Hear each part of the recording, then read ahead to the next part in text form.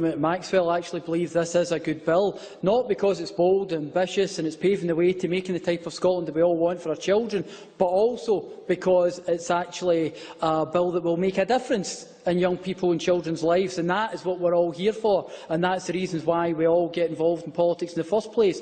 I would like to talk about the named person as well, because I believe that this idea can actually make such a difference to a lot of children and young people, whether it be tragic cases that we hear from in the past, and the support needed to young men and young women and also families involved. I've recently, or it was towards the end of last year, went to Bernardo's Outside In project in Polmont, working in Polmont and Colton Vale.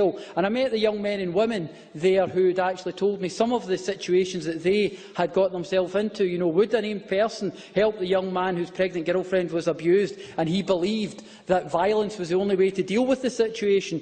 Would the named person possibly help the young woman whose mother had died and then ended up feeling that she had to be violent to someone else when they actually gave her a difficult time at school?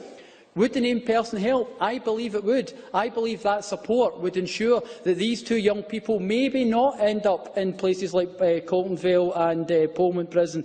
And you can only see how these young people have developed with that Outside In project when they have been given that support and given that opportunity. So I believe the named person can make that difference. One of the other things I want to discuss as well, Presiding Officer, is the fact that in the Education Committee we had one of the world-leading parts where the care leavers will be supported until 21. You know, we had a situation over the Education Committee's work where we had two inquiries about looked after children and young people, and we heard stories from the young people how it affected them and what actually happened to them over that period. And that had a dramatic effect on all of us, every single one of us in the committee, because we heard how it made a difference in their life and how they felt when they went out of care and they were just left out in the cruel adult world.